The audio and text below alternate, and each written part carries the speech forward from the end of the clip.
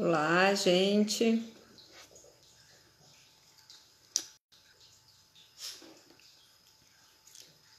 Olá, boa tarde a todos. Deixa eu ver se a Érica já tá.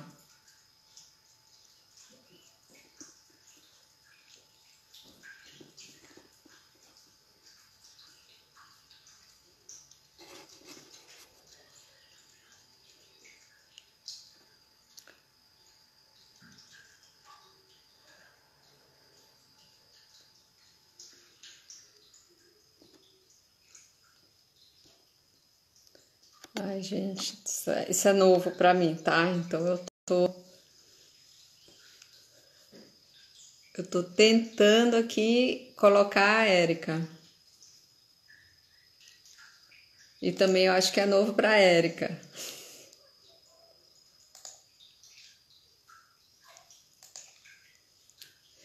Deixa eu falar aqui.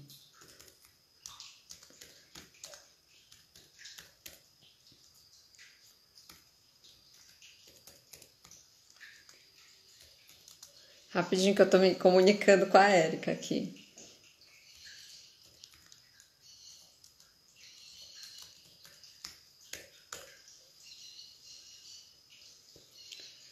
Boa tarde a todos. Vamos ver se a Érica entra. Que ela é nova no Instagram. Posso pedir para a Ana, não sei se a Ana tá aí ou a Cris, que mande uma mensagem para a Érica.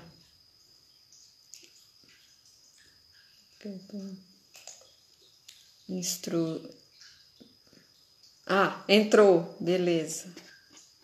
Não, calma. Vamos ver se dá certo. Ixi, como não?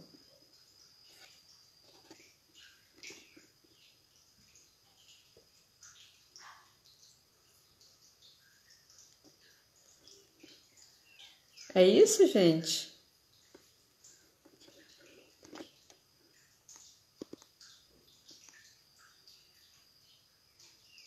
Sim, fazer uma transmissão ao vivo. Diz que algo está dizendo que a Érica não pode participar. Érica, dá um oi de novo aí para mim. Deixa eu tentar adicionar você aqui.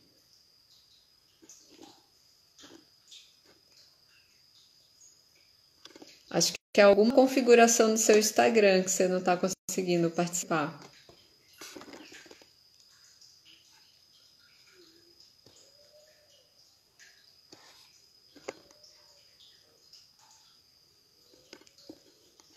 Ih, gente, a gente vai...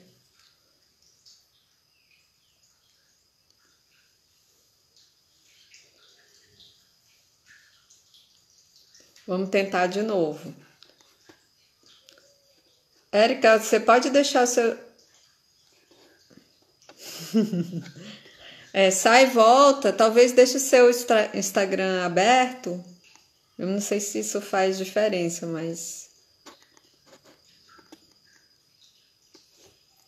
Hoje...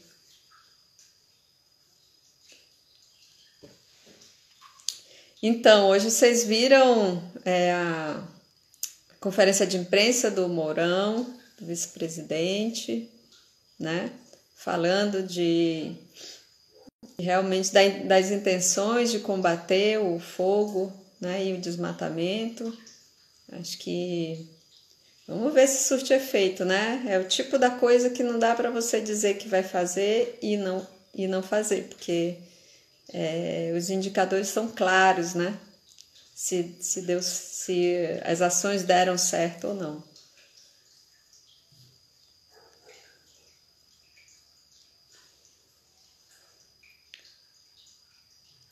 Que legal, gente. Então, vou falar um pouco, aproveitando que olha, a Érica tá dizendo aí que tá mais fácil fazer ciência na Amazônia do que entrar na live. Vamos ver aqui. Ok. Gente, tá dizendo que não pode participar. Será que a gente vai ter que mudar a live para outro dia? Érica, eu não sei. Eu vou mandar o teu contato para Cris e aí ela te ajuda aí.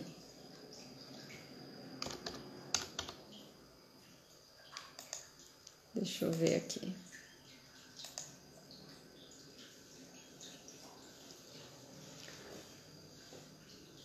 Se eu acho que vai funcionar a moratória. A moratória ela funcionou ano passado, né? Teve realmente uma adesão. O que eu acho fundamental é que a moratória também leve em consideração as pessoas que ela seja para algumas áreas, né? Porque tem ainda pessoas que usam o fogo na Amazônia, né, como uma ferramenta, por exemplo, alguns pequenos produtores, né? Então tem que ser muito bem pensada essa moratória, mas com certeza nas áreas de fronteira, nas áreas não destinadas, áreas públicas, né? A moratória aí tem que funcionar. Eu acho um bom instrumento. Eu, de fato, acho um bom instrumento. O que tinha que acontecer, na realidade, era ter combatido o desmatamento, né? Porque onde tem desmatamento tem fogo.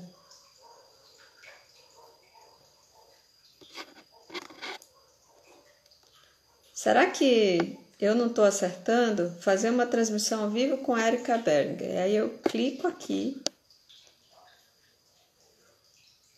E aí da Erika Berger não pode participar. Gente, eu não sei. Será que é alguma coisa que eu tô fazendo errado?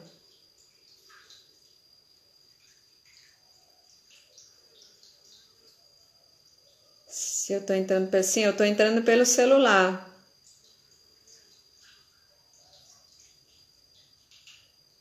Tá tudo no chão.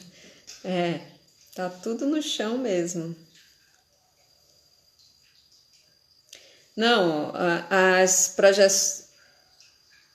projeções que a gente tem feito, né, é que o próximo PRODES ele vai chegar perto de 15 mil quilômetros quadrados. E dependendo do quanto for desmatado agora em julho, né, a gente pode passar de 15 mil quilômetros quadrados, que vai ser que vai ser um dos maiores desmatamentos que a gente viu, né, desde 2005, mais ou menos, né? Que é quando a gente começou realmente o desmatamento começou a reduzir na Amazônia, né? Então, é muito preocupante o que a gente está vivendo, né? E entendendo que 50% dessa área que está sendo desmatada está acontecendo nessas áreas públicas, assim, que realmente, se eu pudesse dividir em dois, assim, como combater o desmatamento e o fogo hoje, né? De uma forma bem pragmática, tipo, 50% do que está acontecendo tem que ser poder de polícia, assim, comando e controle, né? Operações de inteligência estratégicas combatendo o desmatamento e fogo nessas áreas aí que não destinadas, né, nas áreas públicas, nas unidades de conservação, nas terras indígenas que estão sendo invadidas. Então, eu começaria por aí e isso só reduziria em 50% o desmatamento, né? Aí os outros 50% que acontecem nas propriedades, né, nos imóveis rurais, nos assentamentos, aí isso tem que ser tratado com incentivos, né? Incentivos ao uso sustentável, ao não desmatamento, enfim, né? E aí tem que ver que muito desse desmatamento também é ilegal nessas áreas, então realmente levar o produtor rural a ter uma postura, a entrar, né, na legalidade. Mas por onde eu começaria seria realmente por esse desmatamento que é puramente ilegal que é relacionada à especulação de terras, né? Nas áreas mais, enfim, né? Nas áreas de fronteira aí da Amazônia. Então, eu não. Gente, tá difícil, Érica. Aqui, peraí, calma, tem alguma coisa aqui. Tá? Será que agora vai dar certo?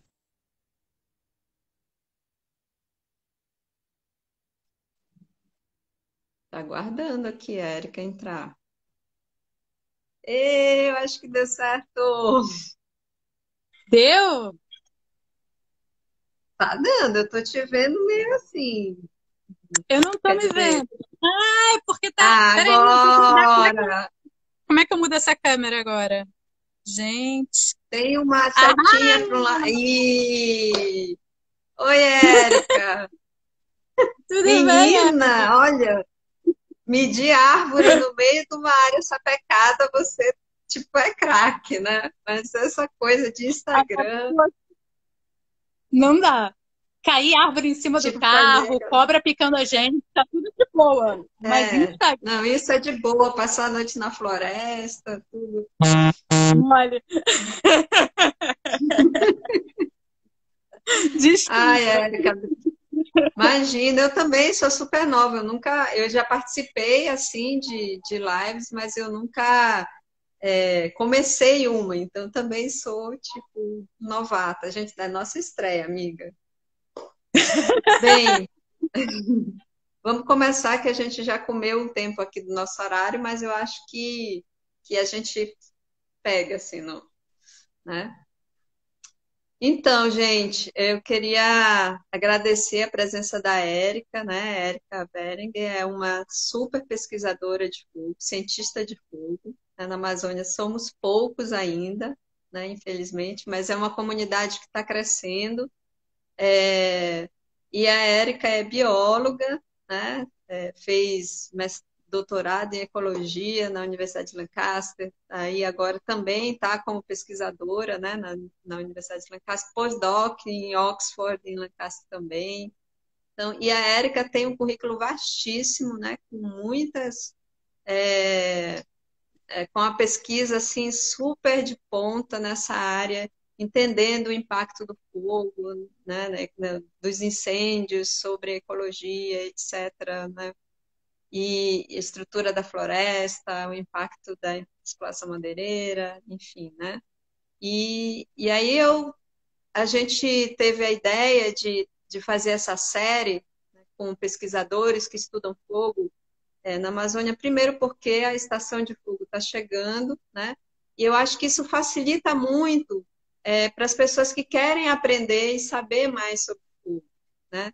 Então, por exemplo, tem um conhecimento que a Érica tipo, pô, você quer falar sobre isso, fala com a Érica, né? Assim como outros colegas nossos, né? O Luiz Aragão, do INPE, o Doug Morton, a Liana Anderson, o Joss Barlow, né? A Joyce, então, o Paulo Brando, né? Então tem nós, assim, a Sonaira lá no Acre.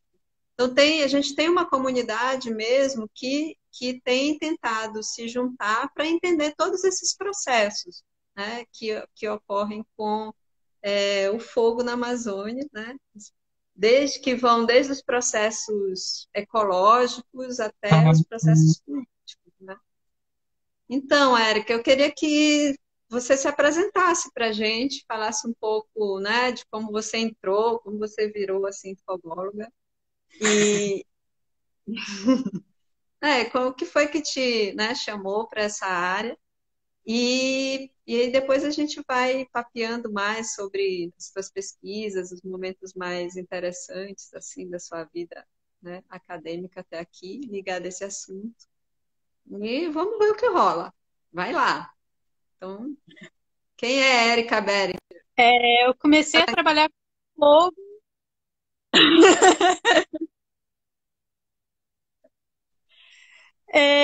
Foi quando? Foi 2009, quando eu comecei o doutorado, foi com fogo, então eu tenho 11 anos, mas eu já trabalhava na Amazônia desde 2008.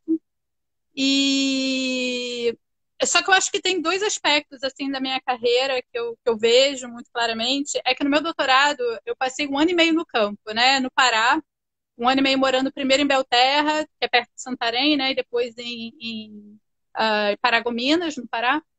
E eu trabalhava em áreas queimadas, mas também em áreas que tiveram extração de madeira, florestas secundárias. Mas eu não vi o fogo pegando, né? Eu vi o resultado do fogo, às vezes 20 anos depois do fogo, às vezes 10 anos, às vezes 3 anos depois do incêndio. Mas aí já no pós-doc, em 2015, a gente tinha uma rede, a gente ainda tem essa rede de áreas que a gente volta permanentemente para monitorar essas áreas. E 8 dessas áreas, eram 21 áreas, 8 queimaram. E elas queimaram, inclusive, comigo dentro da área e eu vendo todos aqueles anos de pesquisa literalmente derretendo. E era todo o nosso material derretendo, árvore morrendo. E quando você trabalha tanto dentro do campo, você chama as árvores pela placa delas, né? Porque elas têm a placa. Então, você vira e fala, não, porque a árvore 71, cara, ela quebrou a copa, eu acho que ela não tá bem. E até hoje eu recebo essas mensagens no Zap com números de árvores, né? E eu vi essas árvores, que eu chamo de minhas árvores, né? Porque eu conheço a história delas, do tipo, ela não cresceu muito esse ano, essa, tem que ficar de olho, será que ela vai morrer? E ver elas queimando, e ver lugares na floresta que eram lugares que tinham uma história para mim, tipo um toco de árvore que eu sempre almoçava naquele toco, a minha marmita, ou o outro lugar que era mais escondidinho, era ótimo para fazer xixi no meio do mato, porque como mulher, né, você fica achando uma árvore grande que dê para você se agachar, para você fazer seu xixi de boa, mas que não tenha cobra. Então, essa segunda fase de ver a floresta queimando em 2015 sob meus pés foi uma mudança muito grande na relação também com a floresta e até o jeito que eu vejo as perguntas da pesquisa. Legal, Érica, né? Essa coisa de, para mim também, né? Porque eu trabalho muito mais com a parte de olhando a área queimada de longe, né? Eu trabalho muito mais com mapeamento e tal, e com que esse mapeamento vai, qual a relação dessa área mapeada com o uso da terra, né? Numa perspectiva muito mais geográfica, eu sou geógrafa, né? Mas com esse olhar, né?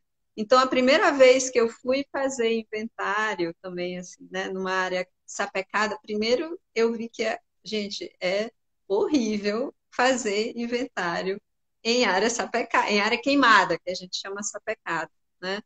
Primeiro porque, principalmente, que a gente estava fazendo em áreas que queimaram uma, duas, três vezes, nas áreas que queimaram três vezes, assim, gente, é espinho, é muito carrapato, Formiga, a enfim, formiga que cai em você. não, Elas nossa, brotam do e ar, né? aí, é, e aí, assim, eu comecei também a ter vários insights sobre o quanto que é o fogo, né? Ele realmente é um agente transformador e que tem, assim, quantos quilômetros quadrados de floresta amazônica estão nesse processo de degradação e são invisíveis, né? Estão invisíveis. E aí eu acho que você faz muito isso, você entende qual é o impacto disso, né? Qual tem sido o impacto da exploração madeireira na biomassa, por exemplo, né? No estoque de carbono da floresta, né? E aí eu queria que você explicasse um pouco mais assim sobre essa parte da tua pesquisa. E qual a Você falou, relevância disso, né, para o claro, debate atual? claro. Eu acho que você tocou em pontos super importantes, assim, né? Porque a gente, como pesquisador, a gente tem o dado bruto, né? Então, a gente sabe que por volta de 50% das árvores que tem mais de 30 centímetros de rodo, que é isso aqui, ou 10 centímetros de diâmetro, por volta de 50% delas vão morrer. E as menores que isso morrem 95%. Porque o fogo passa, elas não resistem, porque as árvores da Amazônia não foram adaptadas, não se adaptaram ao fogo, não evoluíram com o fogo. Então, se a gente pensa, por exemplo, na cortiça, que faz a rolha, né, que a gente põe na garrafa, aquele negócio é a casca de árvores lá do Mediterrâneo, que estão acostumadas a passar por fogo E aquela rolha, aquela cortiça gordona, protege a árvore de ser danificada pelo calor do fogo. A Amazônia é meio que um papelzinho, a casca da árvore, é super fininha. Então ela não protege a árvore do fogo, porque nunca precisou, não evoluiu com fogo, né, na Amazônia. Então a gente vê que 50% das árvores morrem, a maioria morre no primeiro ano, mas tem estudos que mostram que nos primeiros 7 anos depois do fogo, a mortalidade das árvores está acima do que é normalmente esperado. Então, é esse termo que a gente está vendo muito agora na mídia, né? As mortes em excesso. É a mesma coisa, só que para o fogo na Amazônia. Então, a gente tem o que a gente espera que seja o normal de mortes em um ano na floresta, e a gente vê esse excesso que é causado pelo fogo durante 7 anos. E o que isso significa é que quando uma árvore morre, ela está, todo aquele carbono que ela estava armazenando no tronco dela, e quanto maior a árvore, mais carbono ela está armazenando, tudo isso vai se decompor e voltar para a atmosfera. No caso das árvores finas, elas queimam, viram cinzas e vai tudo direto para a atmosfera, porque elas são bem menores.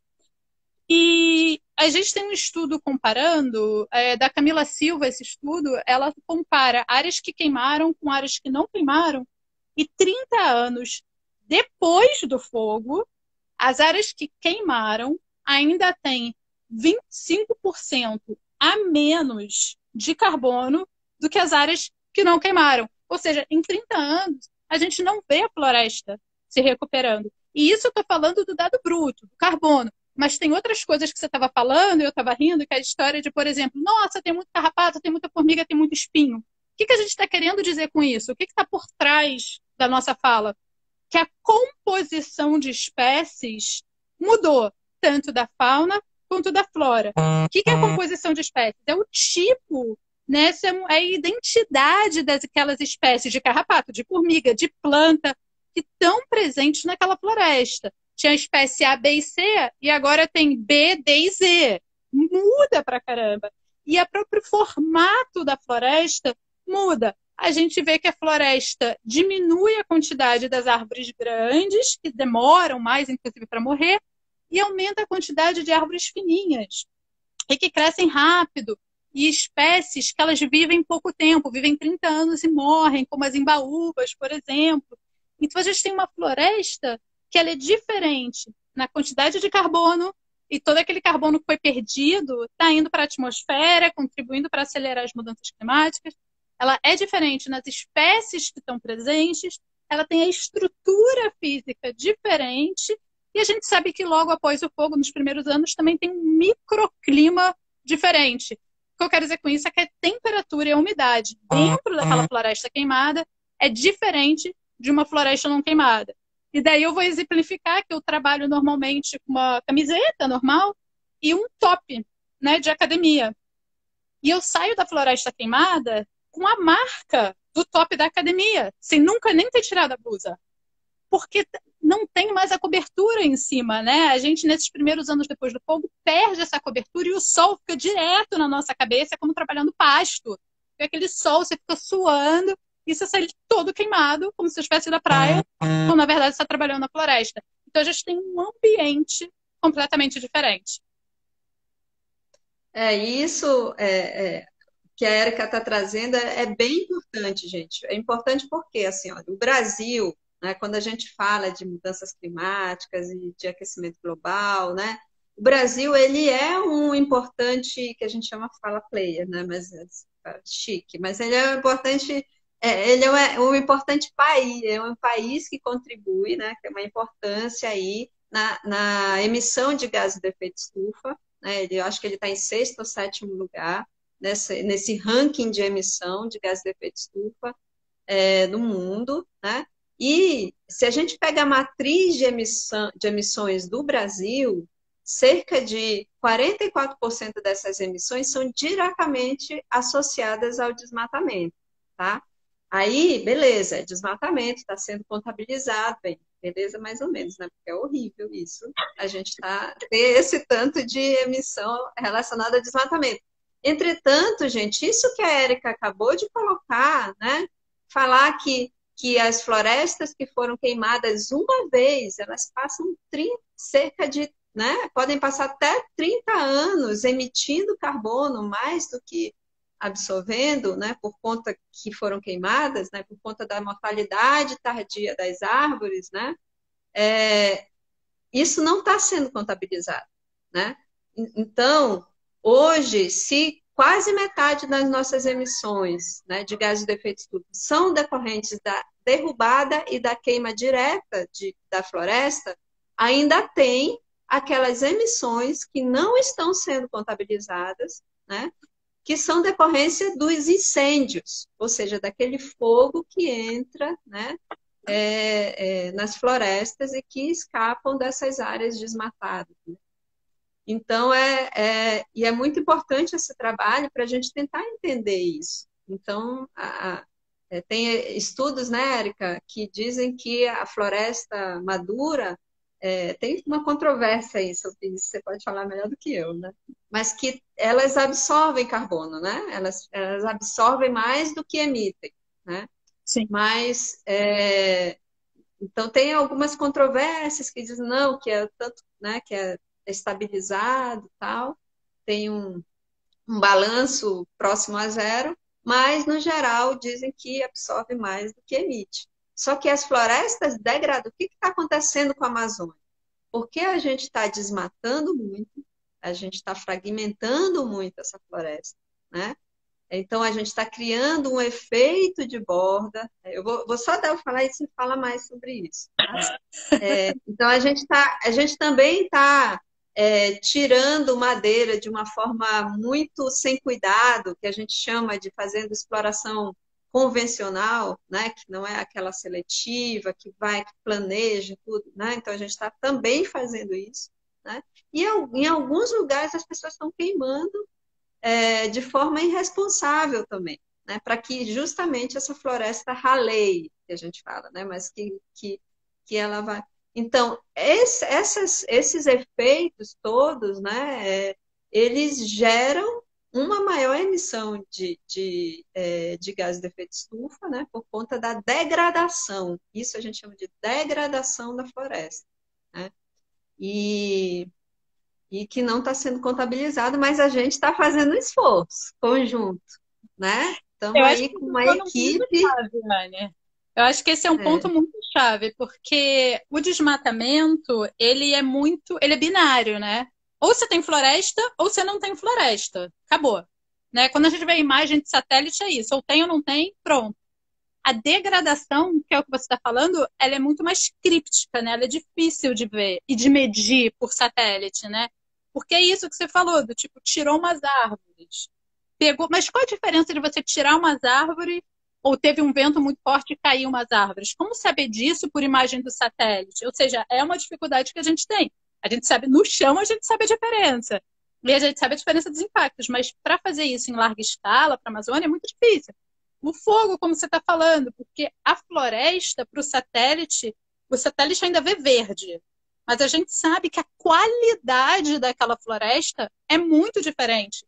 E a gente, como você falou, não contabiliza todas essas emissões por perda de qualidade da floresta. Então, o que o Brasil está realmente emitindo de gases de efeito estufa é muito maior. E a gente, obviamente, está emitindo agora, em 2020, coisas que pegaram fogo há 20 anos atrás, há 10 anos atrás, mas que as árvores ainda estão se decompondo, mas como consequência do fogo de 10 anos atrás, ou de 5 anos atrás. Então, não é como se pegou fogo, emitiu, acabou. Não é isso. Elas continuam emitindo. E a gente subestima, a gente não sabe. A gente está fazendo esse esforço grande, mas por enquanto a gente não sabe ainda qual seria a posição do Brasil no ranking dos maiores poluidores climáticos. Eu imagino que possivelmente o primeiro, se a gente levasse em conta todas essas emissões invisíveis. Isso é muito interessante, muito importante, né? Então, é isso que você falou, não basta só ter aquela cobertura, olhar e ver o verde do satélite, né? A gente tem que entender qual a qualidade desse verde. E o que a gente tem visto por conta de toda essa incursão, né, sobre a floresta é que realmente esse verde ele não está não tá tão bem, né? Ele tá adoentado, né? Tá doente. Érica, então, você é super ativa no Twitter. Você tem me tentado, Anne, você tem que ir pro Twitter. Tipo assim, eu não. E assim como eu estava te tentando, Érica, vem pro Instagram. Mas me fala um pouco, assim, eu acho que a gente não vai ter muito tempo para perguntas, porque realmente esse O é Fogo, né? É uma série que a gente pensou muito mais de falar mesmo, passar um tempo conversando com os pesquisadores, trocando ideias, né? E para que em outros momentos a gente talvez crie webinars ou alguma coisa que dê para ter essa troca maior, né? Porque a gente tem pouco tempo para ter perguntas e respostas com a interação com as pessoas, né? Mas eu acho que é muito mais, essa iniciativa é muito mais para realmente começar a trazer outros tipos de conhecimento, né? Por exemplo, isso que você falou, que uma floresta que queimou lá atrás está emitindo hoje, né? É um dado importante, talvez as pessoas não se davam conta disso, né? Assim como é importante a gente falar que grande parte do fogo na Amazônia hoje não ocorre nessas áreas de floresta, ocorre em áreas ou relacionadas ao desmatamento, né? Assim, derrubou a floresta e queimou, ou em áreas de pastagem. Mas tem anos que a seca na Amazônia vamos dizer, ela é extrema, né? E é causada por eventos climáticos, como o El Niño, que é o aquecimento das águas do Pacífico, né? Ou o aquecimento das águas do Atlântico Norte, ou outros, assim, a gente já teve um ano que teve o aquecimento das águas do Atlântico Sul, acho que foi 2, né? 2000. Então, esses eventos climáticos, eles atuam sobre a Amazônia, gerando seca na Amazônia. Mas a gente sabe quando esses anos vão ocorrer, e geralmente esses anos a gente tem mais incêndios.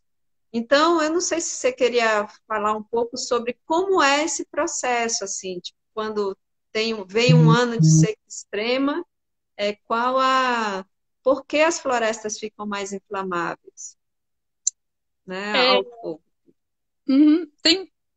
Estima-se que para a Amazônia pegar fogo, aquela camada de folha que tem no chão da floresta tem que ter 23%, abaixo de 23% de umidade.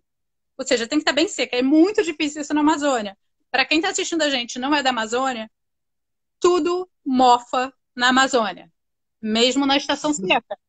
Eu já tive cabelo mofado, unhas mofadas, unhas. Inclusive, hoje, uma colega minha estava, minha unha quebrou, mofou, tá mofada a unha dela, ela tá em tratamento, e caiu hoje, depois de 6 meses com a unha mofada. Tudo mofa. Então, é muito úmido. É muito... Nossa, lavar roupa, secar lençol, é um inferno. Agora, então, para pegar fogo, é muito difícil. Porque imagina, se minha unha tá mofando, imagina como é que não tá no meio da floresta. Não vai pegar fogo, né? Só que nesses anos de seca extrema, que é o que você está falando, essa camada de folhas em cima da floresta pode diminuir depois de dias e dias e dias e dias sem chuva, sem um pingo de chuva. Porque, veja bem, na estação seca, chove também. Não é porque a estação seca que não tem chuva, chove. Só não chove todo dia, toda hora, que é a estação de chuva. Só que daí tem essa estação seca, super seca, que passa dias sem chover, sem cair uma gota. Aquela camada de folha fica muito seca. Aí você começa a ver as plantas mais baixinhas tudo minguando, né? Parecendo as da minha casa. Que tudo que esqueceu de lugar. E daí fica tão seco que o fogo consegue não só pegar, mas como se manter. E essa é o grande X da questão, porque eu posso botar fogo aqui, mas se tiver muito úmido, o fogo vai morrer, certo? Se tiver muito esse papelzinho. Mas se tiver seco, vai consumir o papel todo. A Amazônia é a mesma coisa. Então, se está muito seco, nessa camada de folha, o fogo persiste, se mantém. Só que ele não é o fogo que a gente está acostumado a ver na TV, que a gente vê esse fogo gigante, que é o fogo do desmatamento. Ou então o fogo na Austrália, na Califórnia, ele é alto, ele é bem diferente. Na Amazônia, ele vai ter, em média, 30 centímetros a chama, é uma coisinha miserável, e que se move muito devagar. A estimativa é por volta de 300 metros, né, por dia, porque ele se move mais rápido durante o dia, um pouquinho mais devagar durante a noite, mas em 24 horas, 300 metros. Só que mesmo assim tem esse impacto absurdo que a gente estava falando antes, porque as plantas não são adaptadas ao fogo na Amazônia. E isso é muito, muito, muito importante. Então, nesses anos de seca extrema, como você falou, a gente sabe que eles vão acontecer. Porque a gente tem uma série de instituições pelo mundo monitorando isso, que inclui o INPE, aqui no Brasil, em São José. Então, a gente sabe que esses anos de seca extrema vão acontecer, que a Amazônia vai ficar mais inflamável. Onde ela vai ficar mais inflamável? O IPAM tem um trabalho ótimo nas notas técnicas, por exemplo, mostrando aquele mapa onde que teve desmatamento, mas ainda não botou fogo. Ou seja, vai botar fogo esse ano. Então, você sabe que ali, as florestas que ainda estão em pé ali vão ter um risco maior, porque tem mais fogo sendo colocado. Então, essas áreas poderiam ser áreas prioritárias para ações governamentais que visem que o fogo não escape para dentro das florestas em pé. Porque derrubar a floresta é um crime, mas infelizmente ela já está derrubada. Infelizmente a gente não ressuscita morto. Agora, o que você pode tentar fazer é evitar o contágio para a floresta que ainda está em pé. E é isso que é essencial esse ano. Mas é claro que evitar o desmatamento também é fundamental.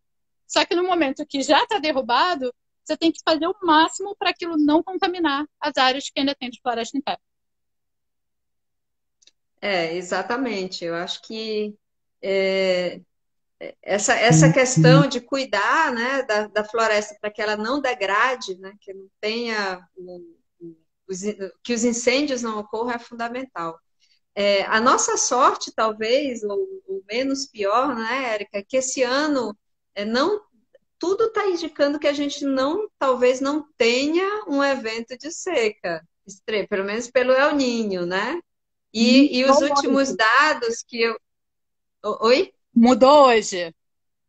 Mudou hoje? Eu não vi ainda os dados. Menina, eu vejo esses dados todos os dias, eu não vi hoje. Os Mas danados. até o mês passado estava.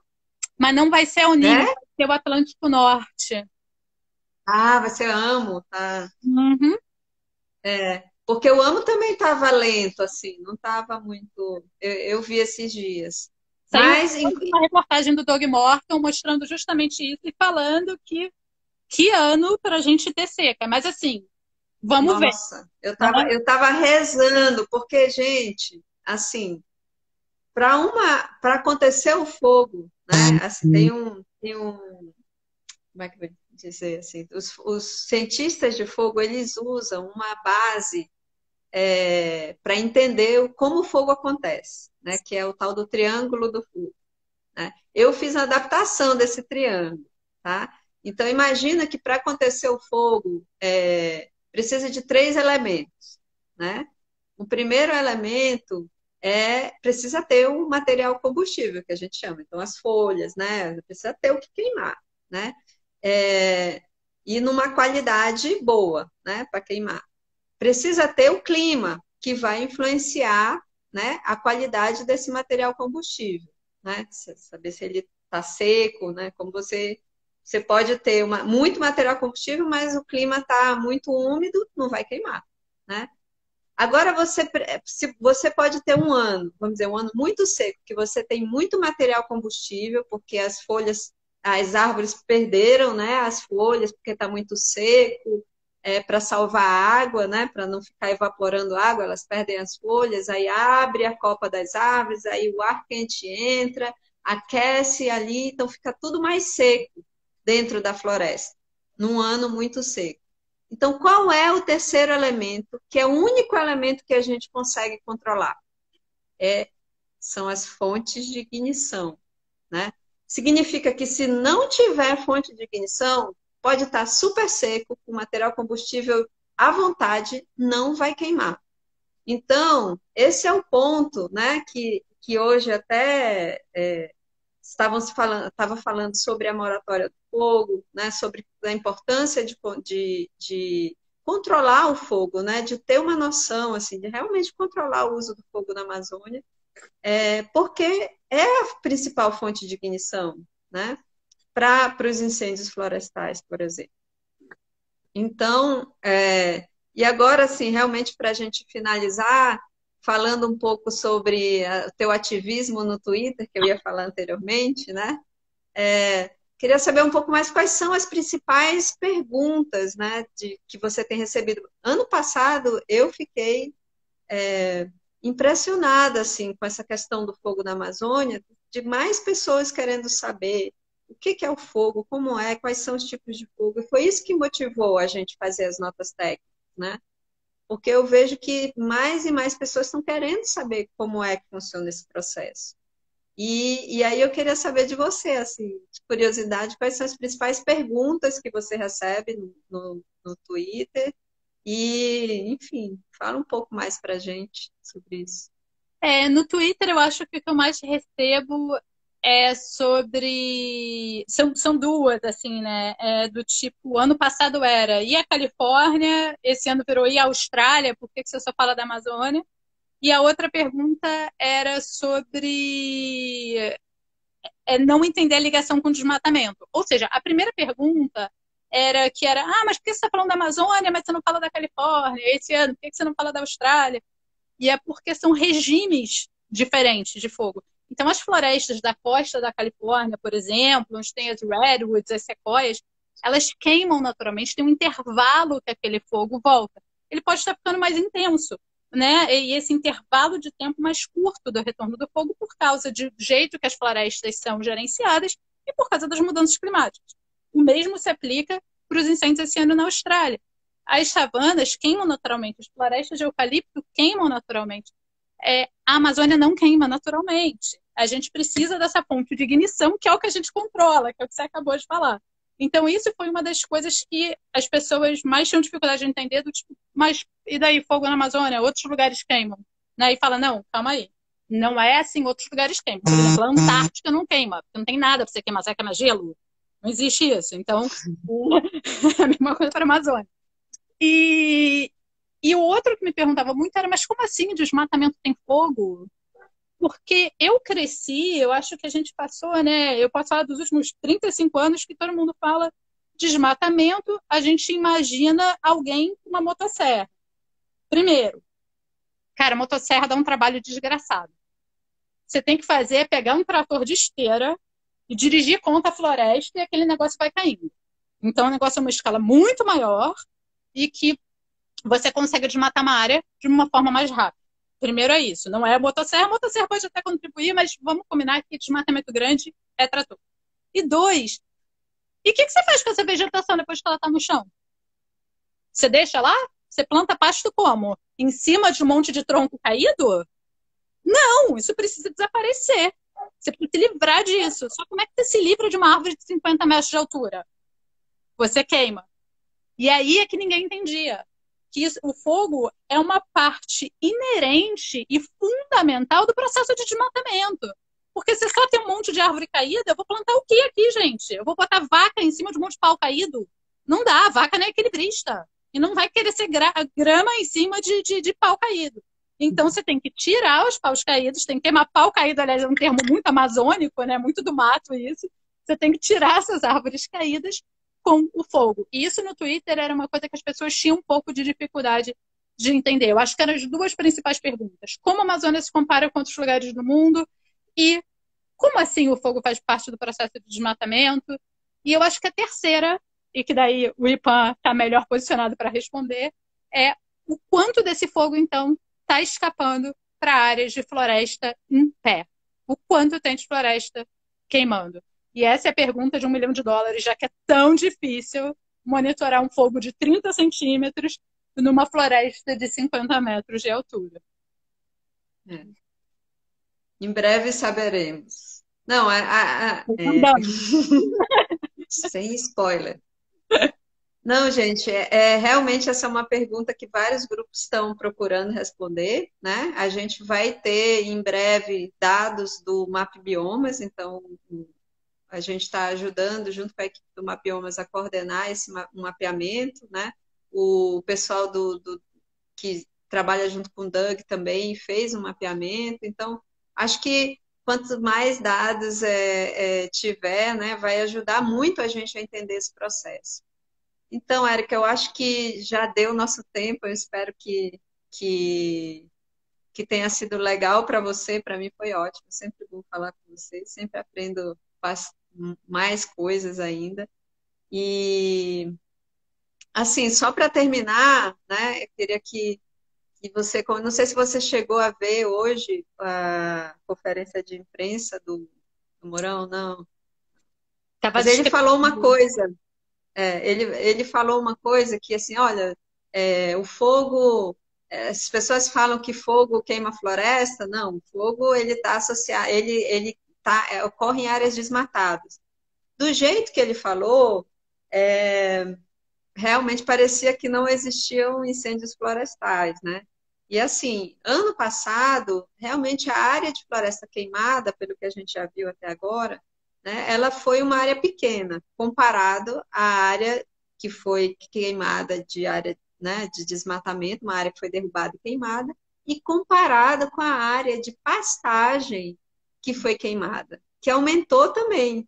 Então, parece que a sensação de impunidade, né, que, que, o- que ocorreu esse ano passado e parece que está sendo trazida para esse ano, né, ela não foi só relacionada ao desmatamento, ou seja, né, vamos desmatar e vamos queimar, mas também foi relacionada à queima, à limpeza, a famosa limpeza de pastagem, que também aumentou em número, né?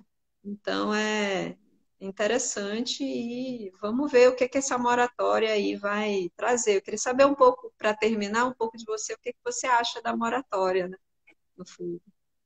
Eu acho que depende, né? É claro que se a gente tiver um esforço efetivo para diminuir a quantidade de incêndios, é fundamental, principalmente se essas previsões que a NASA soltaram hoje, né? Que a NASA soltou hoje, se confirmarem de ser um ano de seca extrema, porque daí a chance do fogo escapar Nossa, para uma hora, gente. não quero nem pensar. Nossa, era tudo que a gente não precisava, realmente. 2020, né? É 2020. Então, assim, daqui a pouco a chuva, sei lá, nuvem de gafanhoto vai virar nuvem de morcego Nossa, mas raivoso isso não devia chegando. ter acontecido em 2012? Tipo, não, É, tô né? brincando. E então, eu acho que a moratória tem sim o seu valor, e principalmente talvez um valor psicológico, das pessoas pensarem, opa, né, estão me vigiando, não vou sair impune. Mas o que é fundamental é que isso é igual você consertar cárie no dentista. Você conserta a cárie, mas você continua sem escovar os dentes, vai continuar aparecendo um monte de cárie. Só vai mudar de lugar, mas vai continuar aparecendo. O que você precisa é uma estratégia de higiene bucal de longo prazo. É escovar os dentes 3 vezes por dia, depois de cada refeição, é você usar o fio dental. No caso da Amazônia, é você tem já a tecnologia para você saber o desmatamento em tempo real. Isso é feito pelo INPE, tecnologia brasileira, de uma instituição da casa. Então, você usar os dados do DETER para ter ações de fiscalização em campo. Investir nas instituições que já têm o know-how, a expertise de como controlar o desmatamento. Porque uma coisa que eu acho fundamental nesse debate é que de 2004 a 2012, a gente teve essa queda de 82% do desmatamento no Brasil, que é uma grande vitória nossa, mas porque a gente teve investimento e comprometimento de longo prazo. E o que a gente precisa é isso. A moratória tem o seu papel, sim, mas é legal você consertar essa cárie aqui e continuar sem escovar os dentes. Tá ótimo, Érica, obrigada. Foi muito bom ter você aqui, né? Obrigada. Semana que vem a gente vai estar falando com o Paulo Brando, que vai ser o meu colega, na realidade, entrevistador aqui. Então eu vou estar, tipo assim, dividindo com ele, né? A gente já convidou o Doug Morton para ele também fazer essa conversa com a gente. Acho que vai ser ótimo, né? Ter o Doug para explicar esses dados aí de clima, né?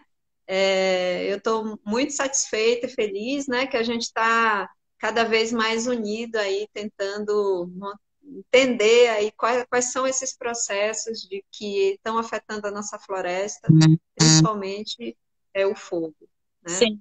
Então, eu queria Fico te agradecendo agradecer. por estar aqui também, porque eu não sabia nem onde clicar no Instagram, eu tô pior que minha mãe, né? Então, Você conseguiu também. Mas então, eu queria agradecer a vocês que assistiram a gente, né? Falar que esse foi o primeiro, então a gente realmente não tinha pensado numa interação mais com perguntas, etc. Mas pode ser que a gente mude o formato, né? Então, mas a ideia realmente é ter esse bate-papo com a Érica e, enfim, né? E apresentar para vocês os pesquisadores de fogo aí da Amazônia. essa ideia é Tá bom, excelente. gente? Um Semana que vem eu abraço. assisti. Tá bom. Grande abraço, obrigada a todos. Tchau, tchau, Érica. Tchau, Anne.